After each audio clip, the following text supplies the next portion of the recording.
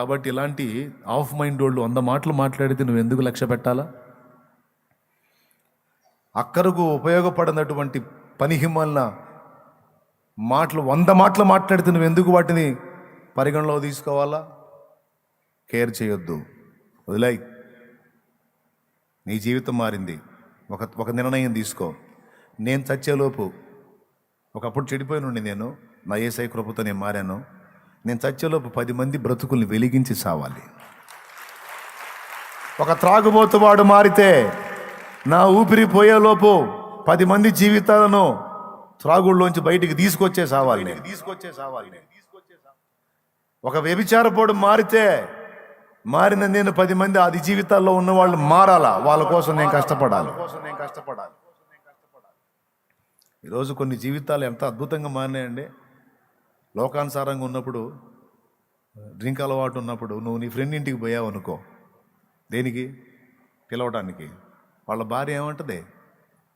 నువ్వు రోడ్డు మీద వస్తుంటే వాళ్ళ ఇంట్లో ఉండి భార్య ఏమంటుంది తెలుసా?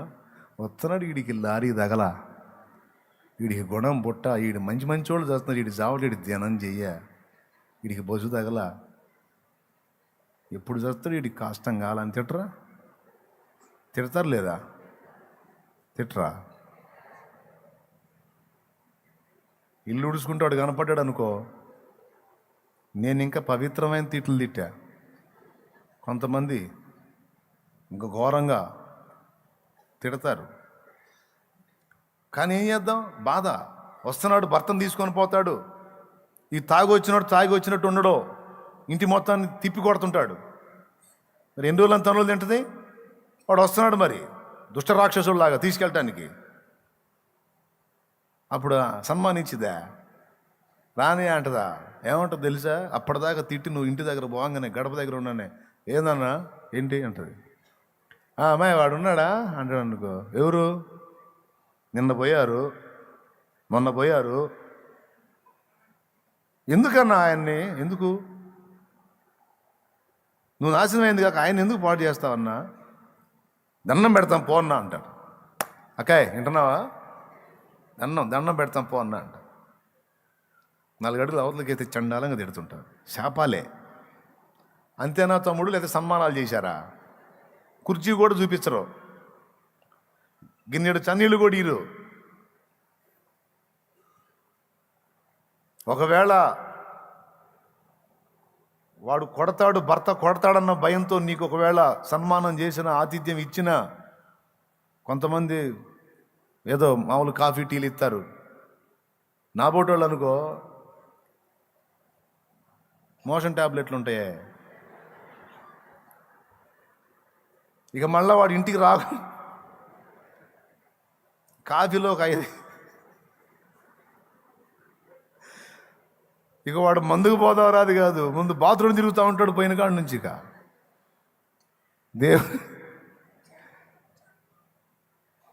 అట్ట చేసిన వాళ్ళు కూడా ఉన్నారు. వీడు వదిలిపెట్టట్లా మా కొంపని. అలాంటి వ్యక్తులు ఈరోజు మారిపోతే అదే ఆడపిల్ల ఈడెన్నడో చస్తాడో అన్న ఆడపిల్ల ఏమని పిలుస్తుందో తెలుసా? అన్నా అన్నా అన్నా అన్నా రాన్నా, అన్నా మా ఇంటికి రాన్నా, నా కూర్చోన్నా, అన్నా నువ్వు మా ఇంటికి వస్తే దేవుడు వచ్చినట్టుందన్న, అన్నా నువ్వు మా ఇంటికి వస్తే దేవుడు వచ్చినట్టుందన్న, అన్న ఇంత మారిపోయావేందన్నా? అసలు మా అన్ననైనా నేను చూస్తున్నాను అనిపిస్తుంది అన్న. అన్న మా ఇంటి రాన్న, అల్లాడిస్తున్నాడు అన్న, నువ్వు ఇంత బాగా మారావన్నా, నా పిల్లల కష్టం కూడా బతకనీయట్లేదన్నా. అన్న ఆయన ఎట్లన్నా కానీ మంచి మార్గానికి తీసుకురా అన్న. నీ కాళ్ళు పట్టుకొని ఏడ్చిన ఆడపిల్లలు ఉన్నారు.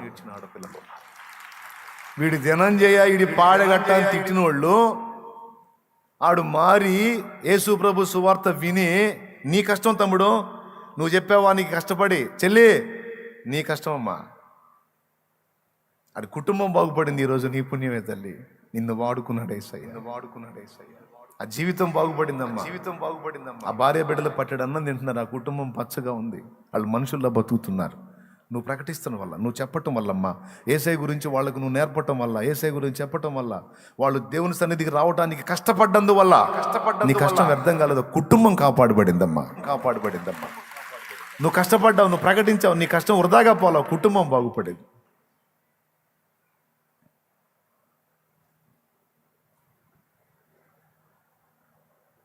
దండం పెట్టి, అన్న అన్న కూర్చోన్న, అన్న నీళ్ళు తాగుతావా, అన్న కూర్చోన్న, కాఫీ తెచ్చిస్తాను ఆగన్నా, అమ్మ పర్లేదు తల్లి నేను వెళ్తారా, అన్న అన్న కొద్దిగా ఒక 10 నిమిషాలు ఆగన్నా, వచ్చాడన్నా అన్న మాట అనలా అన్నోళ్ళ చేతులు ఎత్తండి. నేను అనుభవం ఏం పొందాను అన్నాను.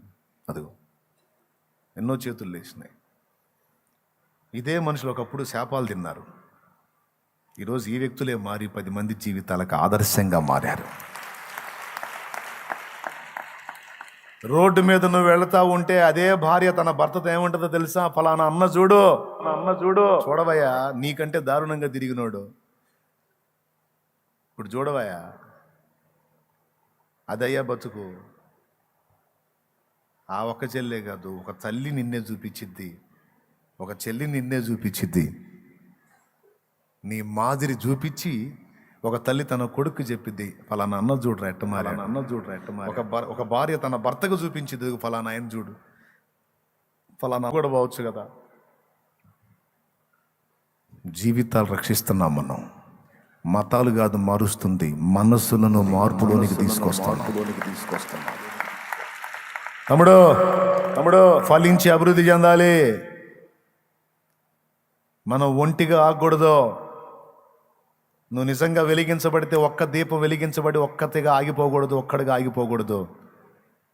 ఎంత ఓపిక ఉంటే అంత, ఎంత మందిని వెలిగించగలిగితే అంత మంది వెలిగించటమే మన పని. ఒక ఆత్మను శాశ్వతంగా మండే నరకం నుంచి కాపాడుతున్నాం. ఈ భూలోకంలో అతడి కుటుంబం దుర్వ్యసనాలతో అనుభవిస్తున్న నరకం నుంచి కూడా కాపాడుతున్నావు లేదా?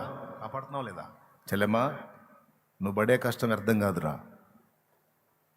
తమ్ముడు, నువ్వు పడే కష్టం వ్యర్థం కాదు నాన్న. ప్రభు నిమిత్తం ఒక ఆత్మ కోసం నువ్వు కష్టపడుతున్నావు, అది ప్రభు నందు వ్యర్థం కాదు. ఎస్, నీకుండే కష్టాలు నీకున్నాయి, నీకుండే బాధలు నీకున్నాయి, నీకుండే ఇబ్బందులు నీకున్నాయి. అయినా వాటిని పట్టించుకోకుండా 4 జీవితాలు వెలిగించాలని నీ గుండె ఆరాటపడుతుంది చూడు, దాన్ని చూస్తాడు నా దేవుడు. 4 బ్రతుకుల్ని బాగు చేయాలని నీ గుండె కొట్టుకుంటుంది చూడు, దాన్ని చూస్తాడు నా యేసయ్య. తప్పకుండా నీకు న్యాయం చేస్తాడు.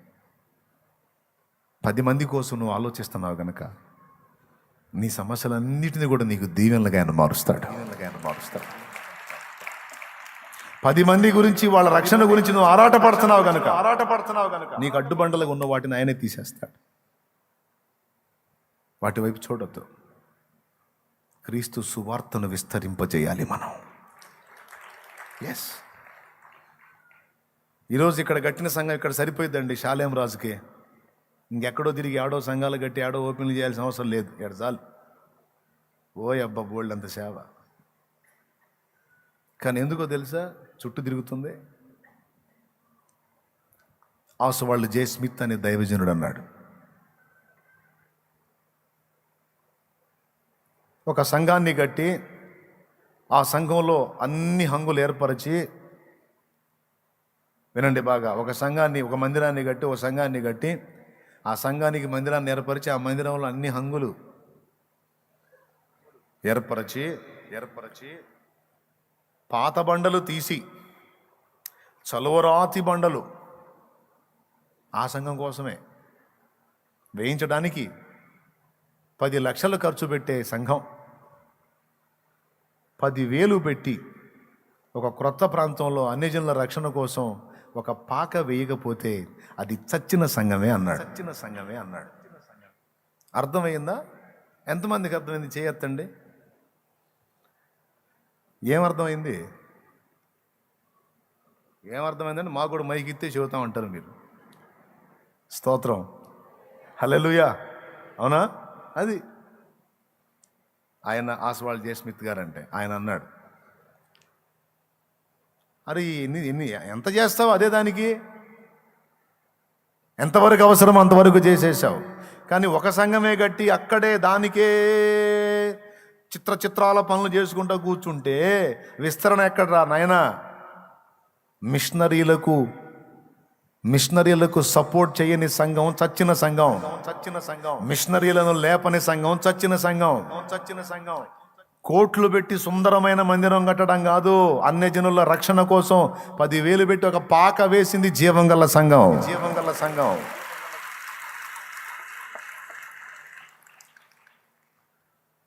అంటే దేవుడు ఏం ఆశిస్తున్నాడు? విస్తరణ కోరుకుంటున్నాడు. అందుకు అడుగేశా, తిరగాలి, సేవకులు లేవాలి తమ్ముడా. పద్దాకలు కూర్చొని వాక్యం వినటం కాదు, విన్న వాక్యాన్ని లోకానికి ప్రచురపరిచే మెట్టు తీసుకోవాలి. ఆ మెట్టుకు రావాలి. నిద్రమోహాలు వేసుకొని ఎదుగు బొదుగు లేకుండా ఆత్మీయ జీవితంలో దిగజారిపోయి పక్కనున్న వాళ్ళు కూడా క్రీస్తు సువార్తను పరిచయం చేయలేని చల్లారిపోయిన భక్తులు కాదు. పరిశుద్ధాత్మ అగ్నితో మండుతూ ఆత్మను దేవుని పని కొరకు రేపుకున్న యోధులు కావాలి. ఆత్మను ఆర్పుకున్న రకాలు కాదు. ఆత్మను ఆర్పేసుకున్న రకాలు కాదు. ఆత్మను దేవుని కొరకు బగ మండించే వ్యక్తులు లేవాలి. మిషనరీలు లేవాలి. అన్యజనుల ప్రాంతాలకు పరిచర్య విస్తరించాలి. చాలా ప్రాంతాలు ఇంకా అజ్ఞానంలో ఉన్నాయి, అంధకారంలో ఉన్నాయి, పాపంలో ఉన్నాయి, వ్యసనాల్లో ఉన్నాయి, శాపంలో ఉన్నాయి, నశించిపోతున్నాయి. నీ కళ్ళతో కూడా చాలా మందిని చూస్తానే ఉన్నావు తమ్ముడను. నీ కళ్ళతో చాలా మందిని చూస్తూ ఉన్నావు సోదరి. నడుం కట్టాలి. నువ్వు పరిశుద్ధాత్మను కలిగిన దానివైతే, పరిశుద్ధాత్మను కలిగిన వాడవైతే, మనం పరిశుద్ధాత్మ సంబంధులమైతే దేవుణ్ణి మన కొరకు యూజ్ చేయటం కాదు, దేవుని కొరకు మనం యూజ్ అవ్వటానికి ప్రయత్నం చేయాలి. మన కొరకు దేవుణ్ణి వాడటం కాదు, దేవా నీ కొరకు ఇదిగో నన్ను వాడుకో అని ఏడవాలి. నీ పని కొరకు, 4 ఆత్మల రక్షణ కోసం, 10 జీవితాల వెలుగు కోసం, దుర్మార్గులను మార్చడం కోసం నన్ను వాడుకో. ఆ శక్తి నీవు, ఆ జ్ఞానాన్ని నీవు, ఆ తలాంతు నీవు, ఆ బలాన్ని నీవు, నీకోసం నన్ను వాడుకో ప్రభు అని గోజాడాలి, ఏడవాలి దేవుని ముందు కూర్చొని. 10 జీవితాలు వెలిగించినప్పుడు నా భక్తికి, నా ఆత్మీయతకు అర్థమే ఉందయ్యా. 10 కుటుంబాలు నీ కొరకు రక్షించలేనప్పుడు నా భక్తికి, ఆత్మీయతకు అర్థమే ఉందయ్యా. నేను ఒంటిదాన్నేగా 10 మందిని రక్షించగలిగేటప్పుడు విస్తరించినట్టు కదా ప్రభు నేను. సో నేను విస్తరించాలి ప్రభా. దేవుని ముందు ఇందుకోసం ఏడవాలి. నా అప్పులు తీరువయ్యా, నా రోగాలు తగ్గించాయా, నా సమస్యలు తీసాయా, అవసరంలా, ఏడవలసిన అవసరంలా. పిలిచిన దేవుడు నమ్మదగిన దేవుడు.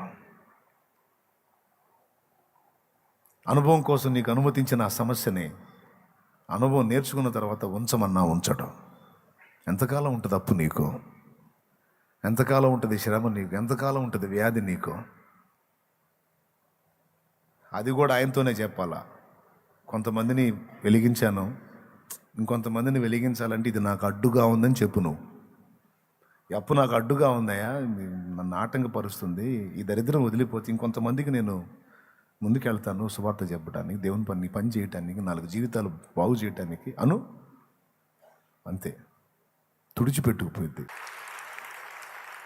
నీ పని కొరకు నేను పరిగెత్తకుండా ఉన్నట్లు ఇదిగో ఈ సమస్య నన్ను ఆటంకపరుస్తుంది దేవా, నా ఎందుకు కనికరపడను నువ్వు గోజాడు, దానికోసం ఏడు.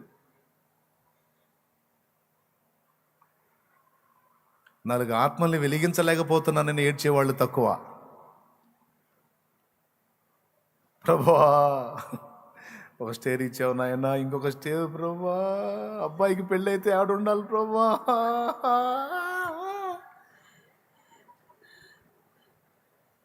ఆడు ఇంకా 3వ తరగతి చదువుతున్నాడు, అప్పుడే పెళ్లి కోసం పైన ఇంకో డాబా వేయాలని ప్రార్థన చేయండి, ఏడిసి ఉసురు మొఖం వేసుకొని. ఏం చేయాలండి? అందుకే మనం ఏడవాలి. ఆడు ఇంకా 3లో ఉన్నాడు, నువ్వు అప్పుడే ఆడికి పెళ్ళి, ఆ పైన డాబా, పైన అంతస్తు, అపార్ట్మెంట్లు, ఇంకో ఫ్లాటు. తండ్రి దాని మీద నాకు చాలా ఆశ ఉంది, నాకు దర్శనం కూడా చూపించావు, ఆ ఫ్లాట్ నాకు ఇవ్వకపోతే ఎట్లా తండ్రి నువ్వు? అబ్బా నిజంగా ఏడవలసిన విషయమే అది కాదు.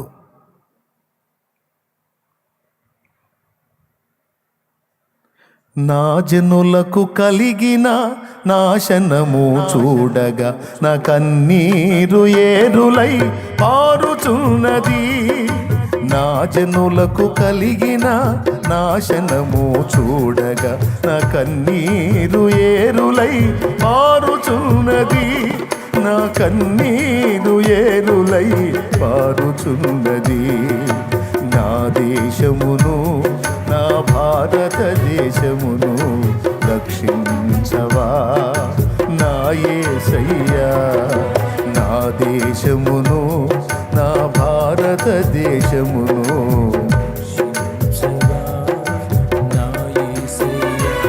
దేవునికి మహిమ.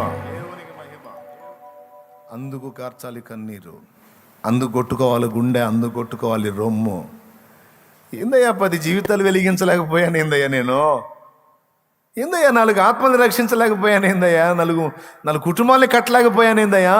నీ సిలువు చెంతకు నలుగురిని నడిపించలేకపోయానేంటయ్యా? ఏంటయ్యా నేను ఇంత ఆరిపోయాను ఏంటయ్యా? నా భారం ఇంత దిగజారిపోయింది ఏందయ్యా? నన్ను వెలిగించయ్యా. విస్తరణ ఏదయ్యా నా దగ్గర?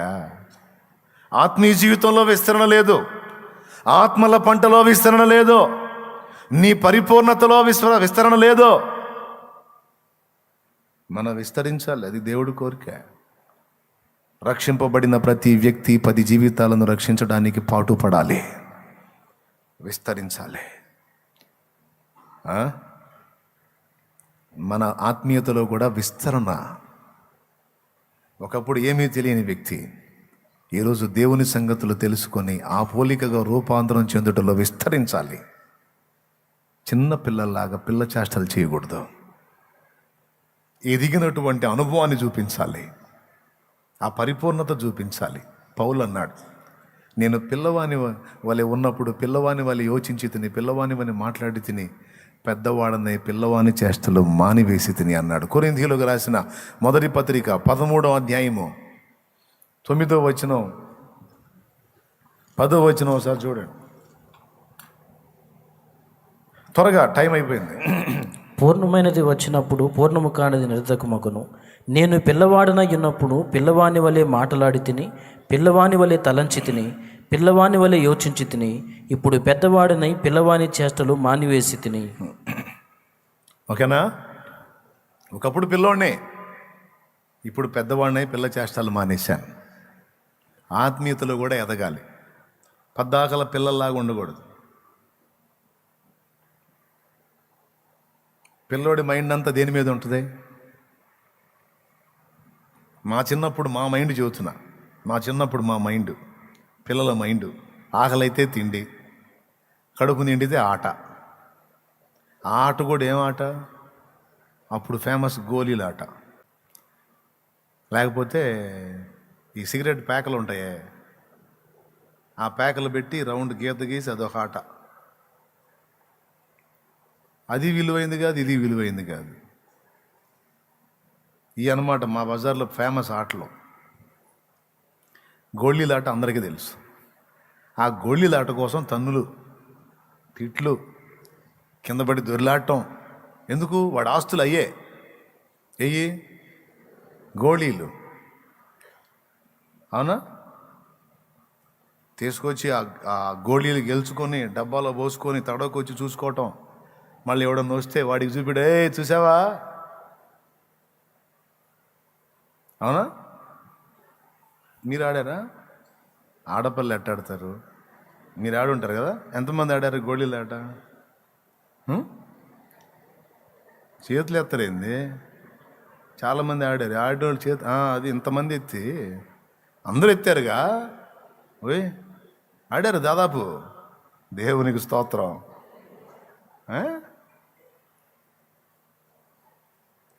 అది అయ్యో వేసాడు మా వాడి ఫోటో. ఇక లైఫే అది అన్నట్టు. ఇప్పుడు ఆడినోళ్ళు చేతులు ఎత్తండి, నేను కూడా ఆడాను అన్నోళ్ళు.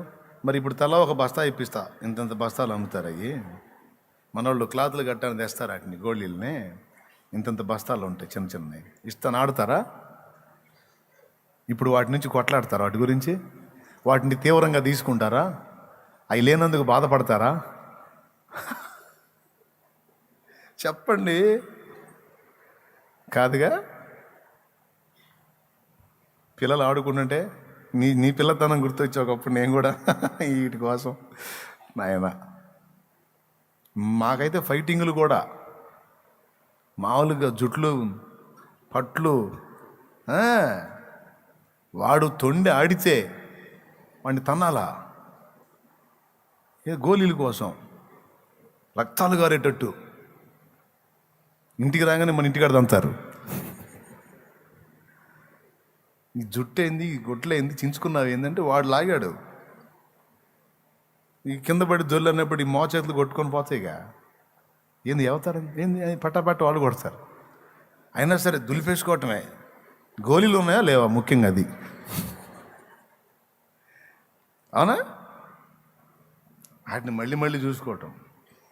ఇప్పుడు పెద్దోళ్ళం అయిన తర్వాత వాటిని చూస్తేనే నవ్వు వస్తుంది. ఒరే ఇవే ఆస్తుల్లాగా, ఇదే నిజంలాగా, ఇదే సర్వస్వంలాగా ఏందిరా నాయన అనిపించలా? పిల్లరా, పిల్లవాడికి అవి ఎక్కువ, పెద్దవాడికి అసలు అవి లెక్క కూడా లేదు.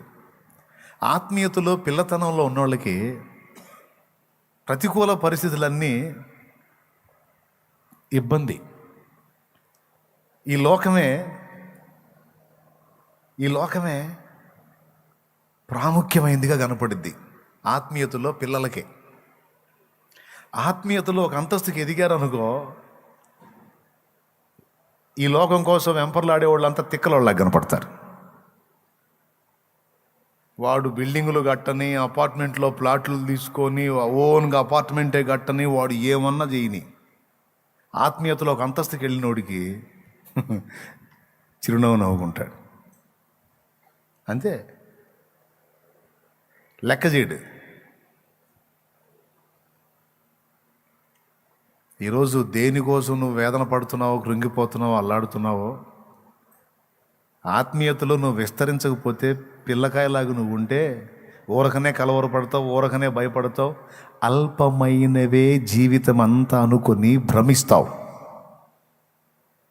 ఆత్మీయతలో ఒక అంతస్తుకి ఎదిగావనుకో, ఆత్మీయతలో విస్తరించావనుకో, అమలారా మీకు వందనాలు. వింటున్నారా? ఎంతమంది వింటున్నారు? ఏం లేదు, అందరూ కళ్ళు తెరిచే ఉన్నారు. డౌట్ వచ్చిందిలే అందుకని. ఎన్నేళ్ళు? పెద్దగా చెప్పండి.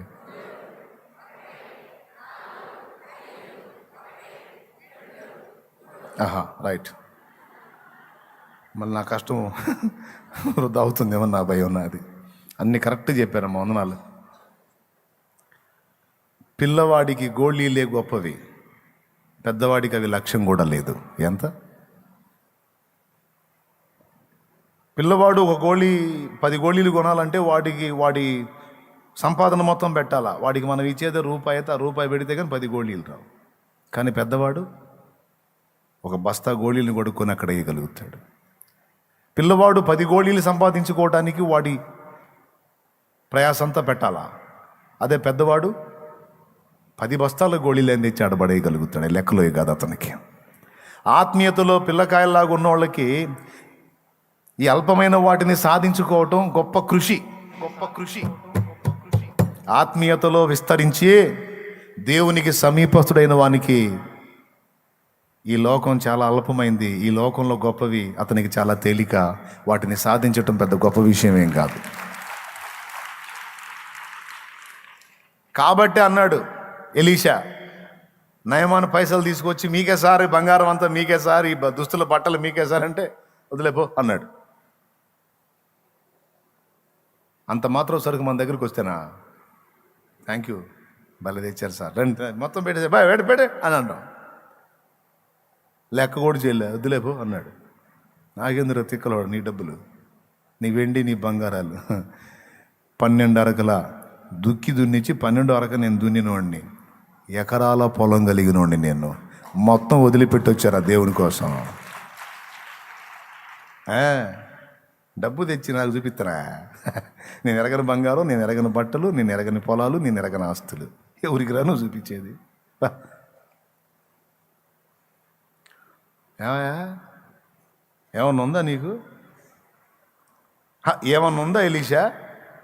ఏం చూసుకొని మిడిసిపోటు అంటే, భూమి ఆకాశములకు సృష్టికర్త అయిన దేవుడే నా ఆస్తి, దేవుడే నా అంతస్తు. వెండి బంగారాలు నా దగ్గర లేవు, దేవుడు ఉన్నాడు నా దగ్గర. దేవుడు ఉంటే అన్నీ ఉన్నట్టే.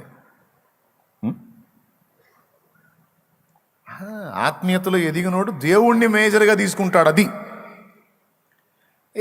ఎదుగుదల లేనోడు పిల్లకాయలు ఉంటారే, వాళ్ళ చూపంతా ఈ భూ సంబంధమైన వాటి మీద, ఆయన ఇచ్చే వాటి మీద పెడతారు, ఇచ్చేవాడి మీద పెట్టరు. తెలివి తెచ్చుకోవాలి. అందుకే చెబుతున్నాను, ఆత్మలను రక్షించుటలో కాదు, ఆత్మీయతలో ఎదగటంలో కూడా మనం రెండవ విషయం, మొదటిది ఏంటి? రక్షింపబడింది మనం ఒంటిగా ఉండకూడదు, అనేకులముగా రూపాంతరం చెందినట్లు ఆత్మల పంటలో విస్తరించాలి. శ్రమలు వచ్చినా సరే శ్రమ పెట్టే కొలది విస్తరించాలి. విస్తరణ కోసమే కొన్ని ఎదురు దెబ్బలు వస్తాయి, వచ్చినవన్నీ నీ విస్తరణకే తీసుకెళ్తాయి. ఏం కృంగిపోవద్దు. రెండవది ఆత్మీయతలో, గతంలో చెప్పా చాలా రోజుల క్రితం, రాజుగారు బర్త్డే ఫంక్షన్ చేసుకుంటున్నాడంట. అప్పట్లో వజ్రాలు, వైడూర్యాలు, కెంపులు, మరకతాలు, మాణిక్యాలు అన్ని రాసులు పోసి అమ్మేవాళ్ళంట. రాజుగారి పుట్టినరోజు ఫంక్షన్గా అన్ని బస్తాలలో వేర్చి రాజ్యంలో పౌరులందరికీ చాటింపు వేయించాడంట. అందరు రండి, క్యూలోకి వచ్చేసేయండి, ఆ బస్తాలలో పోసినటువంటి వాటన్నిటిలో మీకు ఇష్టమైనవి గుప్పెడు తీసుకొని వెళ్ళండి అన్న. గుప్పెడు. ఇప్పుడు ఒక గుప్పెడు దొరికితే మన బతుకాలని సరిపోతాయి.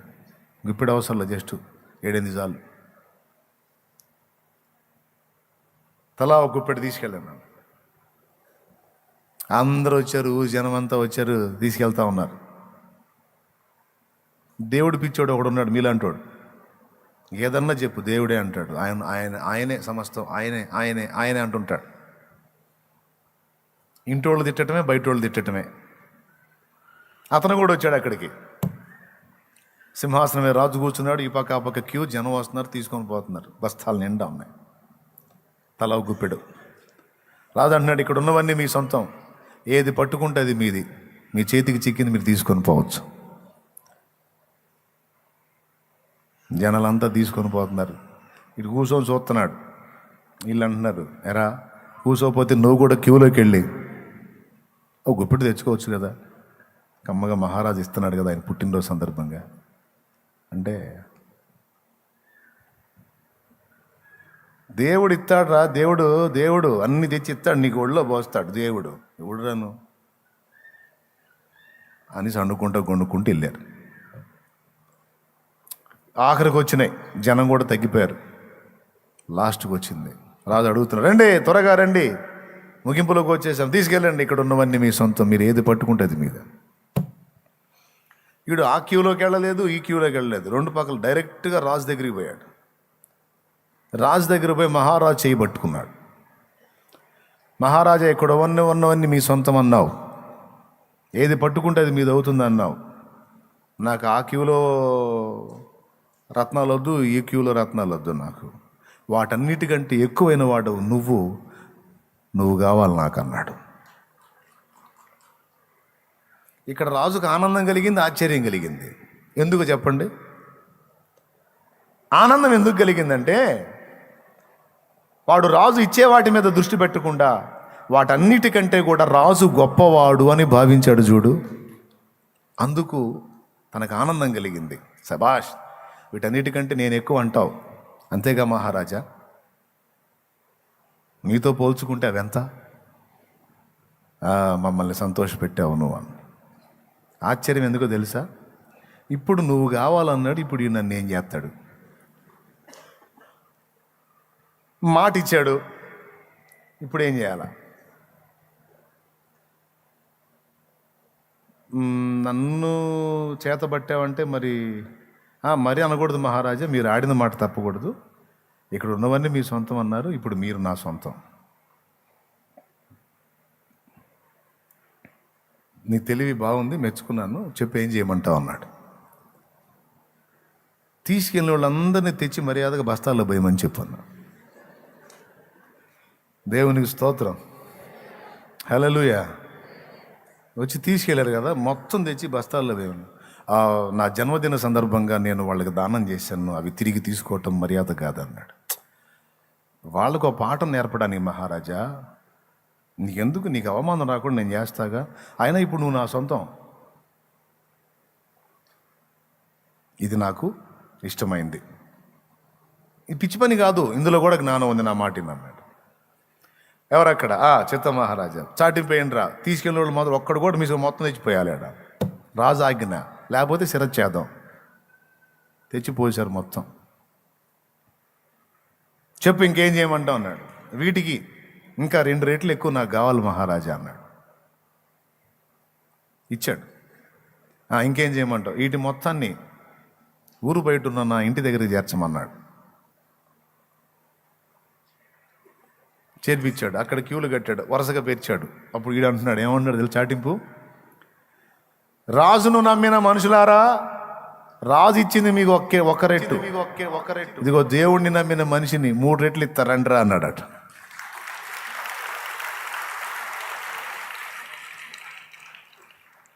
ఏమిస్తాడు దేవుడు? దేవుడు జ్ఞానం ఇస్తాడు, ఐడియాలజీ ఇస్తాడు. దేవుడు మీరు వేకువనే లేచి చాలా రాత్రి అయిన తర్వాత పండుకొనుచు మీ చేతుల కష్టార్జితమైన ఆహారం తినుచుండుట వ్యర్థమే, తన ప్రియులు నిద్రించుచుండగా ఆయన వారికి ఇచ్చుచున్నాడు అని. టెన్షన్ పడద్దు తమ్ముడు, నీకంటే వెనకొచ్చిన వాళ్ళు ముందు పరిగెత్తుతున్నారు, ఓకే.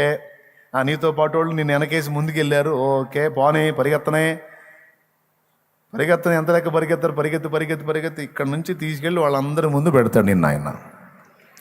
జరిగినాడు నీకు ఆశ్చర్యం, నువ్వే ఎగిరెగిరి సాక్ష్యం చెబుతావు. జరిగిద్ది అది అంతే, ఆయన చేస్తాడు అంతే. చేయడానికి నువ్వు ఏమైనా చెబుతావు నాకు?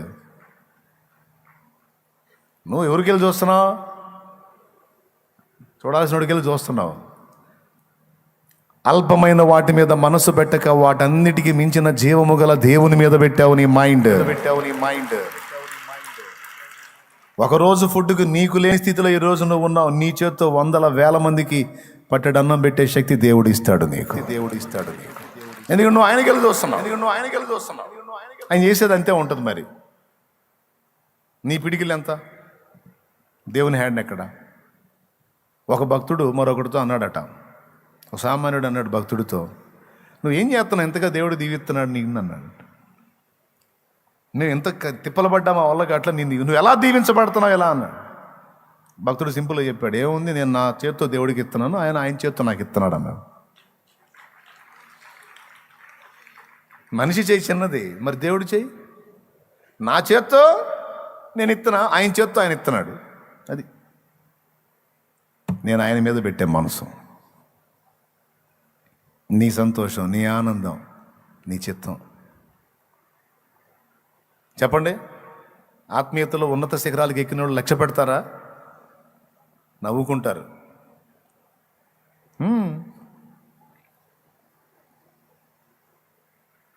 చుట్టాలు వదిలేశారని ఫీల్ అవుతారా? ఏం ఫీల్ గారు. కమిటీలోంచి తీసేశారని ఫీల్ అవుతారా? ఆస్తులు సంపాదించుకుంటారని ఏమైనా ఫీల్ అవుతారు అవతల వాళ్ళు? అని వాళ్ళు తిప్పలాళ్ళు పడినాయి. నేనైతే వాటి మీద కాదు, నేను నా ప్రభు మీద పెట్టాలి మనసు. ఆత్మీయతలో విస్తరించిన వాళ్ళ సైకాలజీ అలా మారిపోయింది. పిల్లకాయల మైండ్ ఉంటుంది, ఇక వాళ్ళు ఈ లోక సంబంధం దాన్ని ఆర్జించడం కోసమే పెడతారు మైండ్. చిత్రం ఏంటంటే అల్పంగా పొందుతారు కానీ ఎక్కువ సాధించలేరు. కానీ ప్రభు మీద తన దృష్టి నిలిపినవాడు ఒంటరిగా ఉండడు, ఇక 1000 మందికి దీవెనైపోతాడు. ఈరోజు నీకే జాబ్ లేక తిప్పలు పడుతున్నావు. నీ దృష్టి దేవుని మీద నిలిపి ఆత్మీయతలోకి అంతస్తుకు చేరినవాడు అనుకో, నువ్వు కంగారు పడవు, కృంగిపోవు, చిరునవ్వుతో తిరుగుతావు. ఏరా జాబ్ ఏం లేదా, రాలేదా? మా వాడికి వచ్చిందిగా, చేస్తున్నాడు అబ్బాయి, ఫలానా దేశంలో ఉన్నాడు, ఫలానా అక్కడ ఉన్నాడు, ఫలానా ఇక్కడ ఉన్నాడు అంటే దేవుని వైపు చూసేవాడికి ఎట్లా ఉంటుందో తెలుసా? ఏం ఫీల్ కాడు, నా బతుకు అనుకోడు. ఒక చిలక నవ్వు నవ్వి వెళ్తాడు అక్కడి నుంచి, ఒక చిరునవ్వు నవ్వి వెళ్తాడు అన్నమాట. ఎందుకు? నా సమయం వచ్చింది, నా దేవుడు కార్యం చేస్తాడు. అప్పుడు నేను జాబ్ చేయటం కాదు, 10 మందికి జాబ్ ఇచ్చే స్థాయిలో ఉంటా. కొట్టవాయ గట్టిగా కొడితే చప్పట్లు కొడితే గట్టి కొట్టు, లేకపోతే ఎందుకు? అది నేను జాబ్ చేయటం కాదు, 10 మందికి జాబులు ఇచ్చే స్థితికి, ఒక 50 మందికి, ఒక 100 మందికి నెల నెల జీతాలు పంచే స్థితికి నన్ను దేవుడు తెస్తాడు. నువ్వు జాబ్ పొందాలనుకుంటున్నావా, జాబులు ఇవ్వాలనుకుంటున్నావా అని అడుగుతాడు. ఏం చేయాలనుకుంటున్నాను?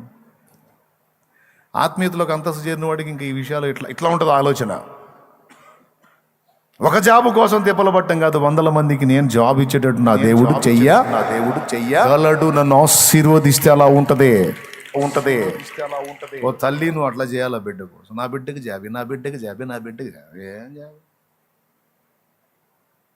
నువ్వు తలుచుకుంటే నా బిడ్డకి జాబ్ ఇవ్వటం కాదు, 10 మందికి వాడే జాబ్ ఇచ్చే స్థితికి నా బిడ్డ నువ్వు హెచ్చిస్తావు దేవా.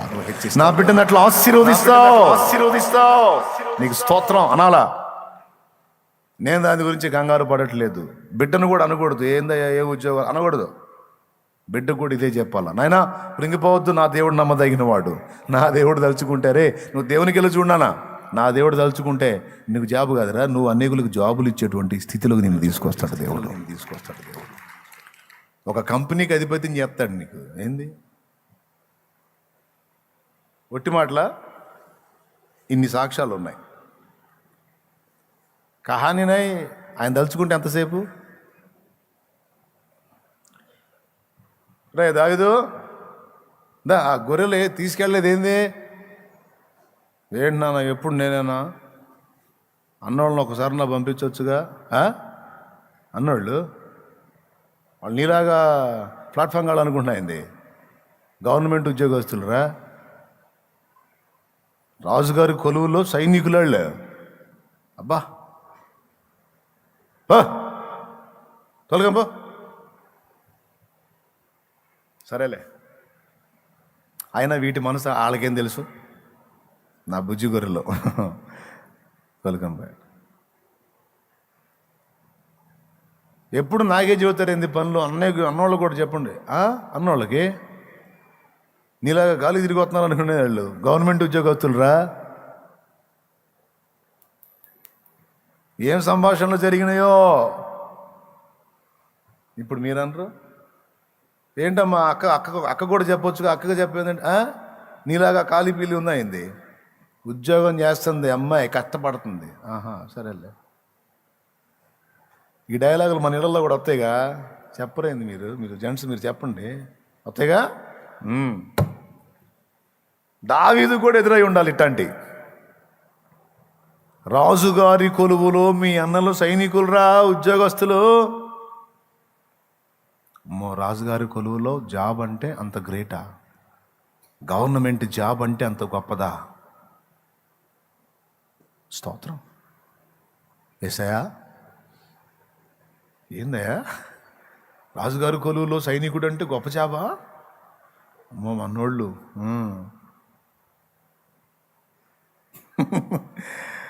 మరి దావీదు ఏం చేశాడు? దావీదు, నువ్వు అట్టుండ్రా. వాళ్ళు గవర్నమెంట్ జాబ్ వాళ్ళు, నేనేమో ఎడారుల్లోకి వచ్చి వేణం ఇచ్చుకుంటున్నా సితారా అనలా. ఏమన్నాడు? ఆనందమే పరమానందమే, ఆశ్రయపురమైన యేసయ్యా నీలో. స్తోత్రం.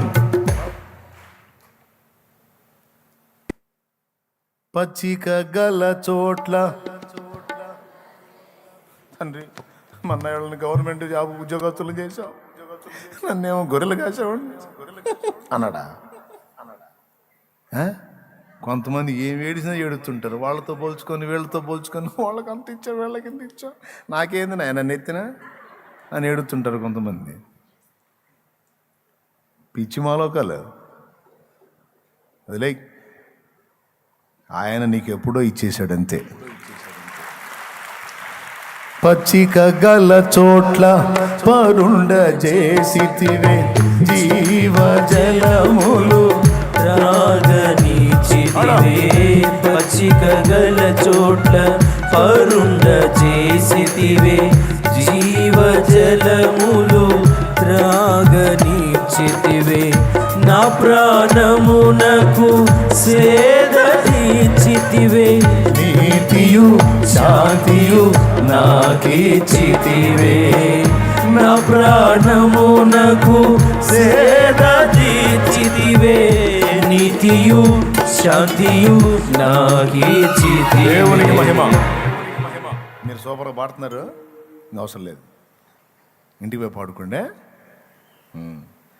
ఇంట్లో వాళ్ళు గవర్నమెంట్ జాబ్ చేసే వాళ్ళని ఒక రకంగా రెస్పెక్ట్ చేస్తారు, బలాదురు తిరిగే వాళ్ళని ఒక రకంగా రెస్పెక్ట్ చేస్తారు. అవునా? రైట్.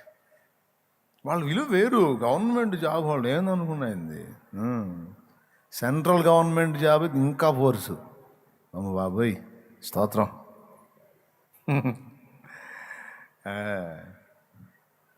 వీధిలో వాళ్ళు కూడా వాళ్ళని రెస్పెక్ట్ చేస్తారు, ఖాళీకి తిరిగి వాళ్ళు లెక్క చేయరు. అదే ఫ్యామిలీలో మెంబర్ అయినా సరే, ఏదిరా నీకే రాలేదా, నిన్న గవర్నమెంట్ జాబ్ వాళ్ళు ఏం గొర్రెలు కాసుకుంటున్నాడు, రా బయటరా, అరే తురే భాష వాడతారు. జాబ్ హోల్డర్ని అయితే సన్మానం వేరు. మరి ఏమైంది ఇప్పుడు దావీదు చరిత్ర? అది అది అది ఆధారం చేసుకొని నేను చెబుతుంది నీకు. ఉద్యోగం కాదమ్మా, ఉద్యోగాలు ఇచ్చేటట్టు చేస్తాడని చెప్తుంది. అది నేను చెబుతుంది. ఉంది బైబిల్ ఆధారం. చేయడా? ఎంతమంది నమ్మకం తమ్ముడు? గట్టి చేతులు ఎత్తండి. అయిపోయింది కోటం. చెల్లి నమ్మకం ఉందిరా? మరి ఎందుకురా ఏడుస్తావు, కుమిలిపోతావు, కృంగిపోతావు, దిగజారిపోతావు? ఎందుకురా? తల్లి నీ బిడ్డలను అలా చేయడా? ఆత్మీయతలో పిల్లకాయలాగా ఉండవాకు, కాస్త ఎదుగు. చూడు, పెద్ద ఆయనకి వెళ్ళి చూడు, ఒక చూపు చూడు, అటు చూడు, చూడు. వాళ్ళకెళ్ళి వీళ్ళకెళ్ళి కాదు చూపులో, చూడాల్సిన వాడికి వెళ్ళి చూడు. నువ్వు వాళ్ళు దీవించబడ్డారు, వాళ్ళకి జాబులు వచ్చినా స్తోత్రం, మంచిది. నీ బిడ్డను కూడా ఆల్రెడీ దీవించే ఉన్నాడు అనుకో. నీ బిడ్డకు కూడా అదే భరోసా ఇవ్వు. నాకు తెలిసి దావీదు వాళ్ళ అమ్మ చెప్పు ఉండొచ్చు, ఎందుకంటే నీ సేవకురాలి కుమారుణ్ణి అన్నాడు. వాళ్ళ అమ్మ చెప్పు ఉండొచ్చు, నాన్న అన్నోళ్ళేం గవర్నమెంట్ జాబ్ వాళ్ళు అంట, రాజుగారి కొలువులో వాళ్ళు సైనికులు అంట, నేనేమో గొర్రెలు కాసేవాడిని అంట. ఏందో వర పిచ్చోడా, మొఖం వేలాడేయటం కాదు నాన్న. ఆ రాజు ఎవరో తెలుసా? గాడిదలు పోతే వెతకపోయినోడురా. మీ అన్నయ్యోళ్ళు కొలువు చేసే రాజు ఎవరో తెలుసా? బెన్యామీను గోత్రీకుడు కీషు కుమారుడైన సౌలు. అతని పూర్వపు స్థితి తెలుసా నీకు? గాడిదలు కాసేవాడురా. అన్నయ్యోళ్ళకి అందులో కొలువు వచ్చిందని అట్టెట్ అంటున్నావు. గాడిదలు కాసేవాడిని రాజుని చేసినాడు, గొర్రెలు కాసి నిన్ను కూడా చేస్తాడురా. నా దేవుడు రా, నా దేవుడు రోషం గలవాడురా. దావీదు, నువ్వు ఆయన మీద మనసు పెట్టరా, ఆయన ఎందు భయభక్తులు కలిగి ఉండురా, ఆయన్ని ప్రేమించు, ఆయన్ని సేవించు. ఆయన పిచ్చిలో ఎల్లుండు అంతే. ఆయన లోకంలో ఉండురా నువ్వు. ఆయన ఎలా చేస్తాడో చూడు. ఆయన ఏదో చేయాలని చూడవాకు నాన్న. ఆయన గొప్పోడురా అంతే. ఆయన గొప్పోడు. ఆయన ఇచ్చిన ఈ పైన గొప్పోడురా. ఆయన ప్రేమించరా. తమ్ముడు సూపర్ మాట కదా, పట్టేసుకున్నాడు ఆ మాట. అమ్మా అంతేనా? అంతే. సరేమ్మా, సరే బా, నేను గొర్రెలు కాసుకుంటా, ఎదవనే పని పర్లేదు. వీళ్ళందరూ తృణీకరించిన ఆయన నన్ను తృణీకరించడుగా. నాకు ఆయన చాలు. దేవునికి మహిమ. నా దేవుడు ఎంత నమ్మకస్తుడండి. గవర్నమెంట్ జాబ్ కాదు నాన్న, గవర్నమెంటే నువ్వు అయ్యేటట్టు చేస్తాను.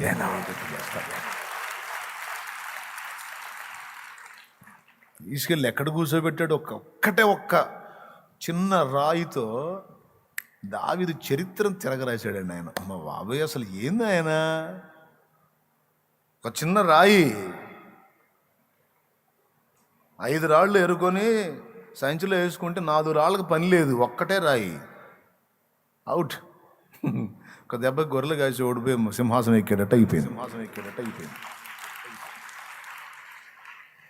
ఎంతసేపు సోదరా, ఆయన తలుచుకోవాలే కానీ ఆయన ఒక చూపు చూడాలే కానీ ఎంతసేపు నాకు లేదు ఈరోజు, నాకు లేదు కాదు, అనేకులకు నీ చేయి జాపిచ్చేటట్టు నేను చేస్తాడు నా దేవుడు. సమస్తమును నీ పక్షముగా నెరవేర్చి నిన్ను ఆశీర్వాద కారణంగా చేసే ప్రభు మీద నీ దృష్టి నిన్ను నిలుపుతావు. ఆత్మీయతలో ఒక అంతస్తుకి ఎదిగితే ఆ విషయాల్లో విస్తరిస్తావు. హడావుడి పడేవాళ్ళని చూసి నవ్వుకుంటావు.